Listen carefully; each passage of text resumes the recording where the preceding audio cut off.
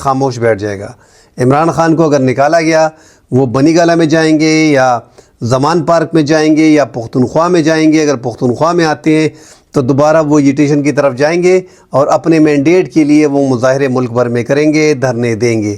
تو یہ اسٹیبلشمنٹ کی ہی گلے پڑے گا، اور یہ اسٹیبلشمنٹ کو اچھی طرح معلوم ہے یہ جو مذاکرات کامیاب نہیں ہو رہے، اور یہ اس میں مین وجہ یہی ہے کہ عمران خان کی ذمہ داری کوئی لینے کو تیار نہیں ہے۔ پاکستان کے دیگر پولیٹیشن ہیں، ان کی ذمہ داری آسانی سے لی جا سکتی ہے، مگر عمران خان کسی بھی وقت کچھ بھی کر سکتا ہے، اس لیے اسٹیبلشمنٹ اتنا بڑا رسک نہیں لے گی۔ ہاں، اسٹیبلشمنٹ نے عمران خان نے 24 نومبر کے لیے جو کال لی تھی، جو ابھی باقاعدہ ایک کال کی شکل اختیار کر گئی ہے، ہمیں لگ رہا تھا کہ یہ مس کال تھی اسٹیبلشمنٹ کے لیے۔